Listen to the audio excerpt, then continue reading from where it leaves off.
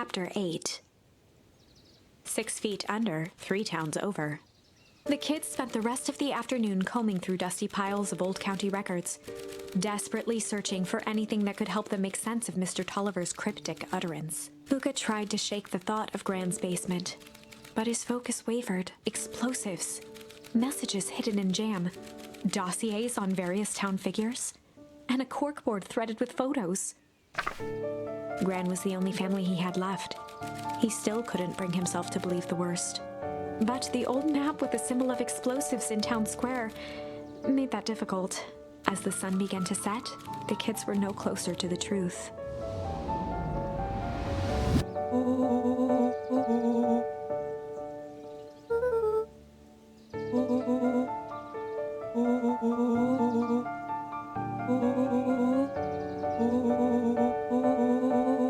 Rollo shut his book with an assertive nod.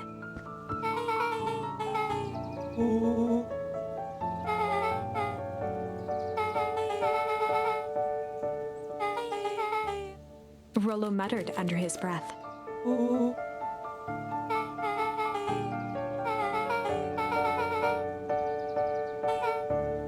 Beck slammed her finger down on the open page before glancing down to read.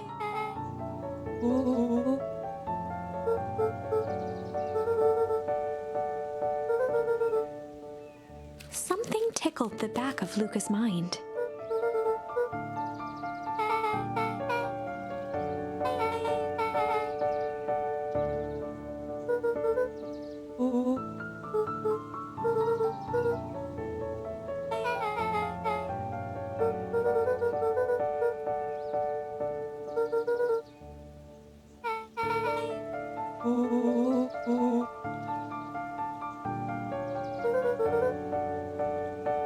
The question hung in the air.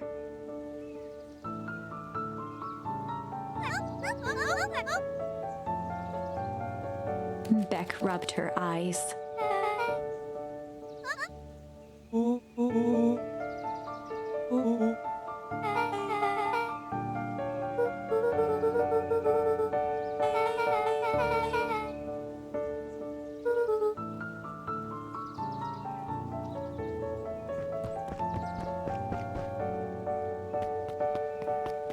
Luca's heart was pounding as he approached the house. If he was lucky, Gran, or whoever it was, hadn't gotten back yet. And of course, there was Mr. Tolliver tied up and unconscious in the basement.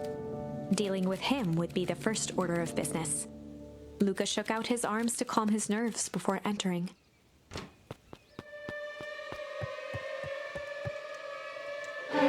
He held perfectly still, tempering his breath, and listened closely.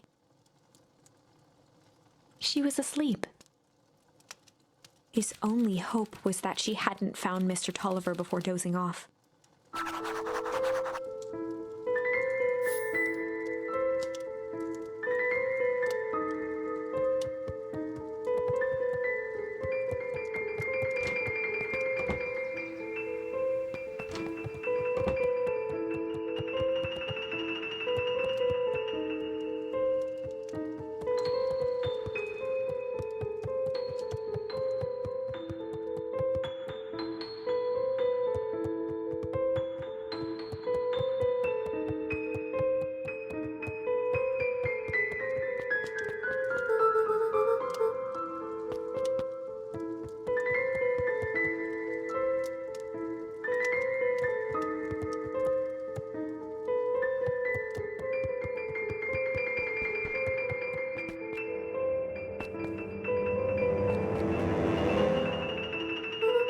Mr. Tolliver was nowhere to be seen.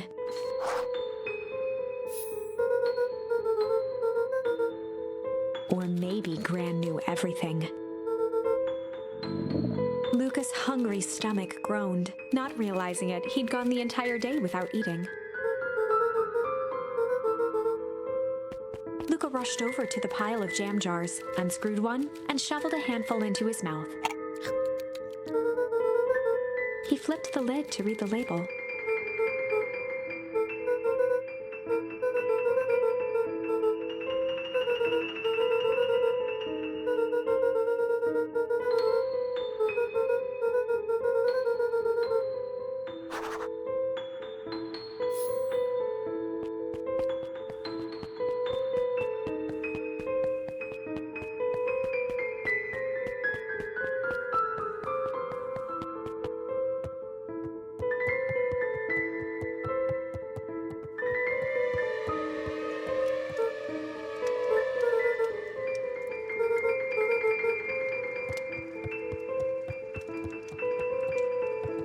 As Luca climbed the final stair, the emotion of the day dragged heavily on him. With each consecutive step, his legs weakened. His stride began to falter. He tried to grab for the railing to steady himself. Something was wrong.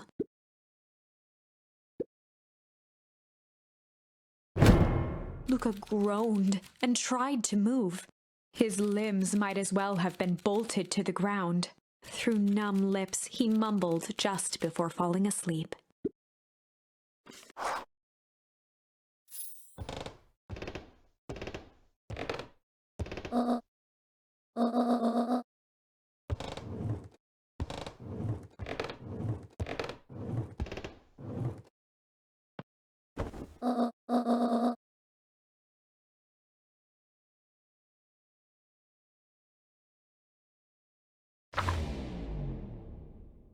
Chapter 9. A speech to end all speeches. Luca awoke to find himself face down in bed. He moaned into his pillow. Why would Gran drug him? Or rather, why was she trying to drug Mr. Nuncreed?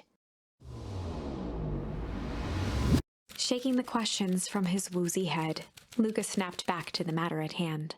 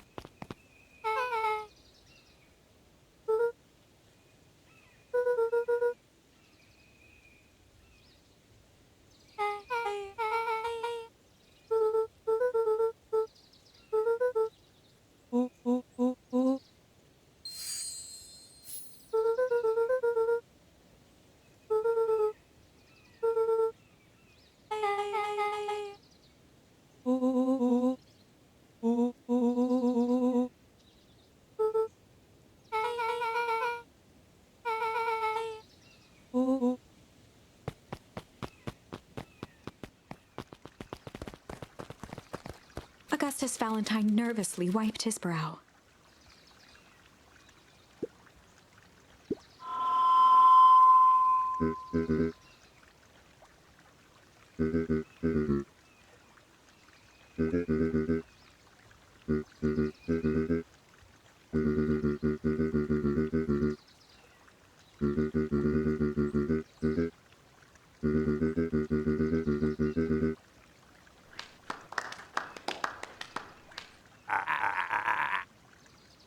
Gus cleared his throat and awkwardly loosened his tie. William Kerr bounded on the stage with the energy of a preacher at a big tent revival. He gave Gus a hearty slap on the back and motioned him off the stage.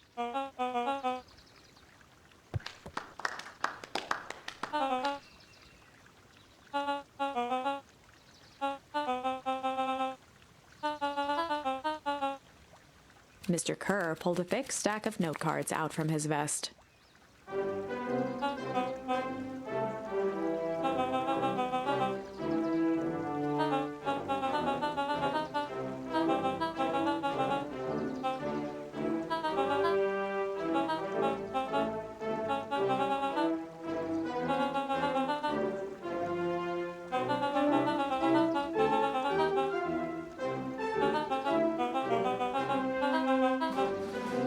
Mr. Kerr took a moment to survey the crowd.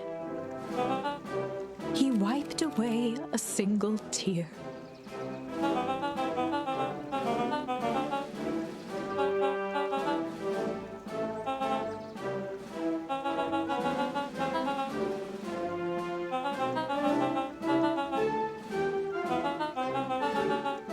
He thumped the podium to emphasize each word. Mr. Kerr nodded confidently, biting his lip. The crowd was silent, in rapt attention.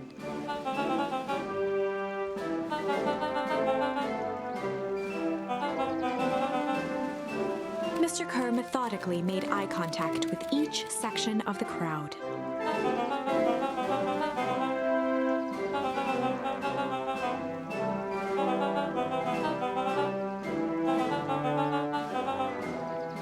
His voice began to build to a crescendo.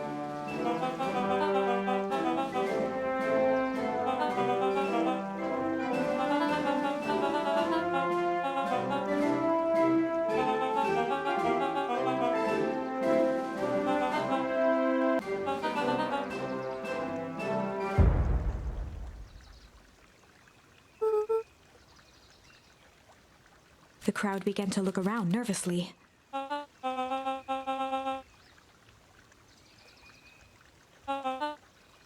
Mr. Kerr quickly flicked through his note cards.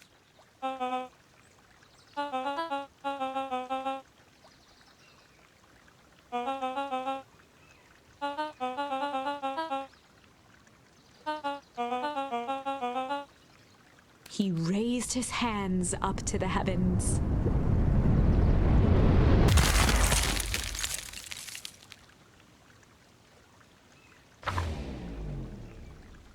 At that moment, a merciless wall of impossibly cold air ripped through the crowd, instantly freezing everyone and everything it touched. For a man like William Kerr, this was a fitting way for things to end. On a stage, with an entire town frozen in rapt attention for the rest of time. The end. There's that ice again! Whenever I think we're getting close, it comes along and ruins everything! Maybe we should just quit? Maybe you should just close the book, walk away, and never think of me again! No, I don't mean that. We got a little closer this time. We just need to try again. Please.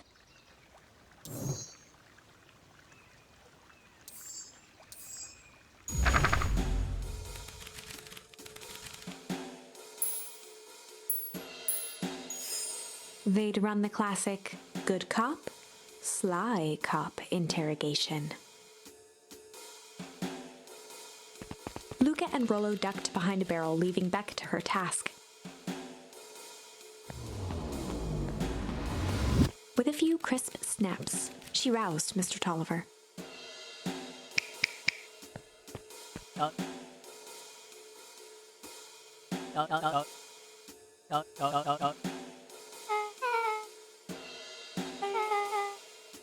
Mr. Tolliver looked down and shifted a bit, testing his restraints.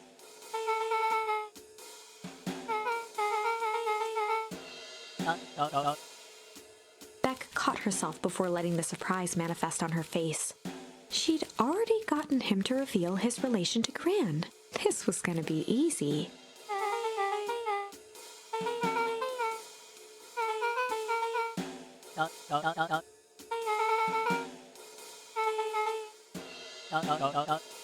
Mr. Tolliver wriggled a bit in his restraints. Beck quickly removed the ropes.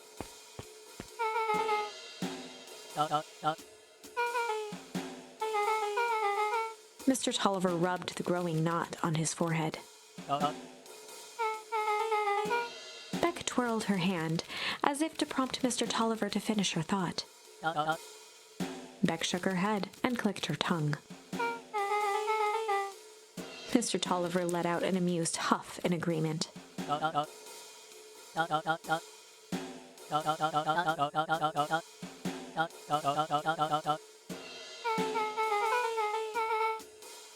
Beck was on a roll now, playing Mr. Tolliver like a fiddle.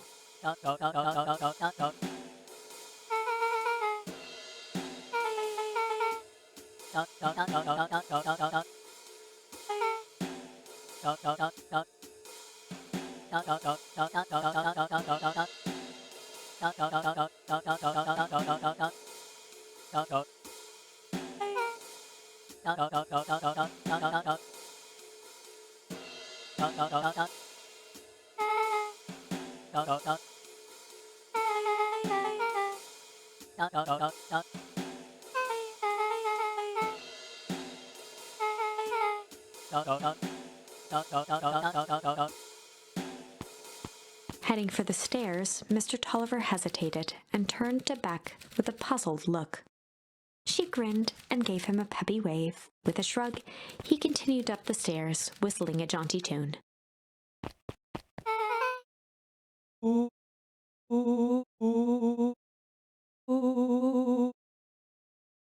Beck blinked slowly in disappointment.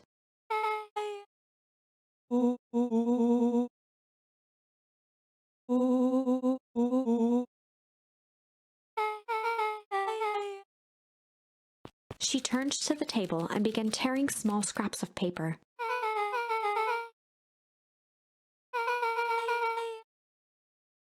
Beck marked each scrap of paper and leaned back.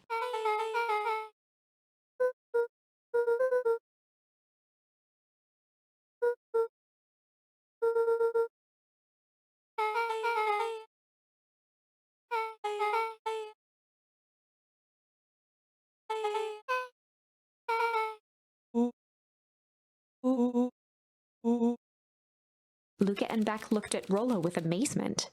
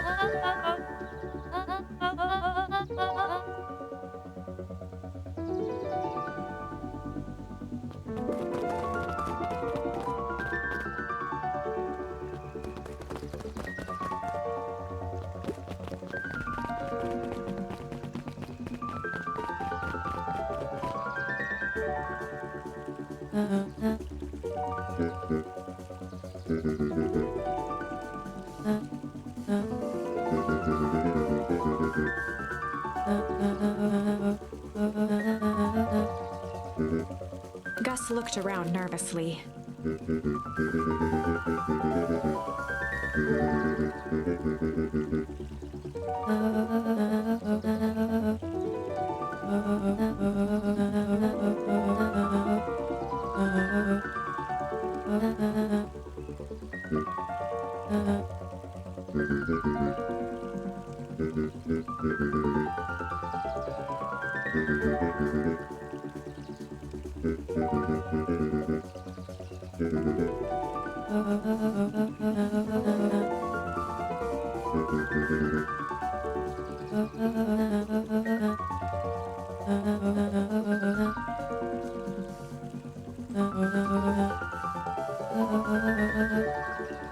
Eris's cry hung in the air.